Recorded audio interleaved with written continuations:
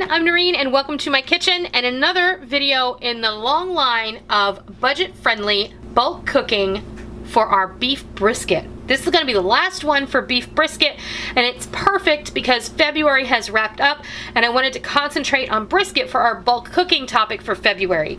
Today we're going to make a great big pot of a hearty beef and vegetable soup that's going to feed us for definitely more than one meal, maybe 3 even. So let's go see how this all goes together.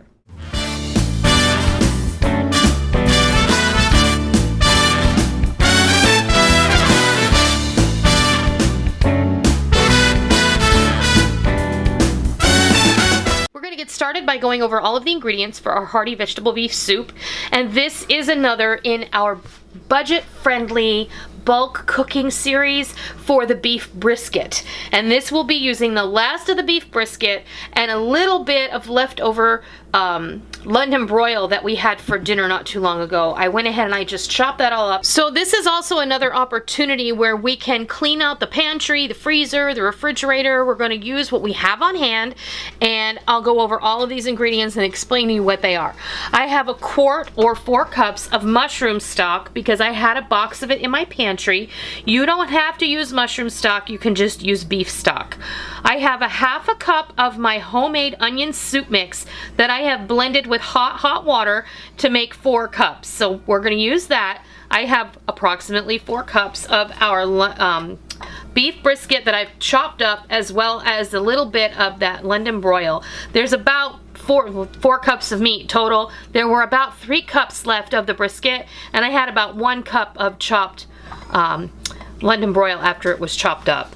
We're going to use 2 russet potatoes that I diced. I'm going to drain the water out of here once we get ready to make this soup. I needed to keep it in water because I don't want the potatoes to oxidize. I have approximately 4 cups of mixed frozen vegetables. This is peas, green bean, corn, and carrots. You can use whatever you prefer, but this is my particular favorite. There's also a country blend that has lima beans included, and you can add that if you want instead. It's entirely up to you. I have 2 15-ounce cans of diced tomatoes in their juice. I have about 2 cups of canned mushrooms. If you prefer to use fresh, then I recommend that you use a large container and then just go ahead and quarter them or slice them. I didn't have any fresh on hand, so today we're using canned.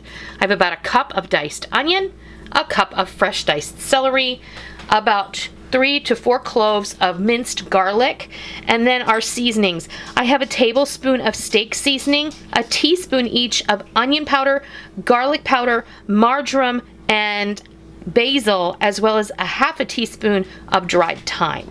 And then I have a tablespoon of sunflower oil that we're going to use to get some of these veggies and the meat going when we put it in the pan. So now I'm going to meet you over at the stove and we'll make up this delicious, hearty vegetable beef soup. Okay, we've heated up our oil and it's over medium-high heat, and I'm just going to go ahead and add our onions, our celery, and our garlic. I love using canning jars for my portioning because you can quickly eyeball how much of something you have, and it's easy, and they're very washable, and they're just quick to grab. So we're not going to do a whole lot of sauteing here. I do just want to get that kind of fragrant when you can start to smell the garlic and the onion, because we're going to go ahead and simmer this, but I do want to give that a little bit of a head start. I'm going to go ahead and add our mushrooms, and now at this point we're really just going to start to dump everything in here. There's our brisket and our London broil. I'm going to stir it up and I'm going to let it hang out for just a minute. Now I'm going to add our dry seasoning all at one time. Now you notice I did not add any salt in here because my steak seasoning has salt, the stock has salt, the onion soup mix has salt, and the beef brisket was cooked in onion soup mix. And while it is not entirely salty, we don't want to add too much. You know, everybody can add more to their serving if they prefer. In with our potatoes.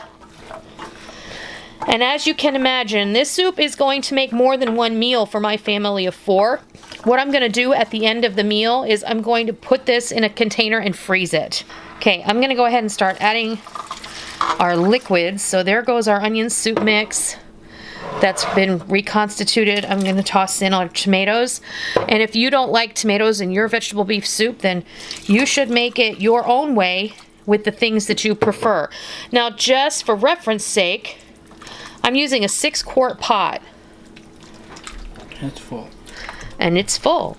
I could not add anything else comfortably to this pot because we want it to simmer. So that's what we're going to do.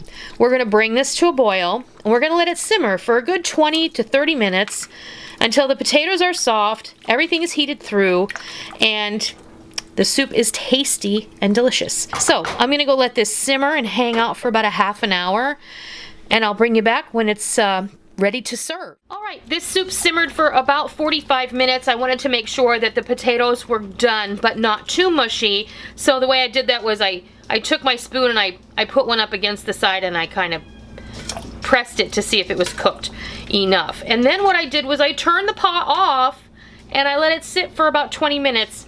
So we're ready to eat dinner now. We're gonna serve you up a bowl of this hearty beef and vegetable soup that was pretty much made from nothing. There you have it, a delicious mug of hearty vegetable beef soup that we pretty much made from everything we had on hand already. I know that you're gonna love it. Are you ready to taste it? I have to. Okay, let's get a piece of meat and some of these veggies.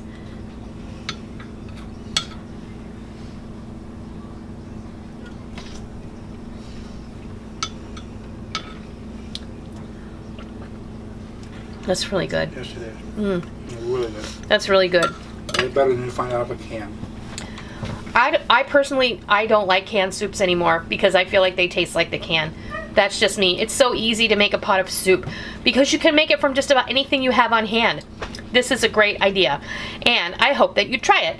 If you enjoyed today's video, please consider giving me a thumbs up, and if you're not already, please be sure and hit that red subscribe button, and if you are subscribed, be sure and hit the bell button so you don't miss any of the notifications that YouTube will send whenever we upload a video, because we don't want you to miss out on all the real food for real people, real easy recipes that we always present right here on our YouTube channel and straight from our kitchen.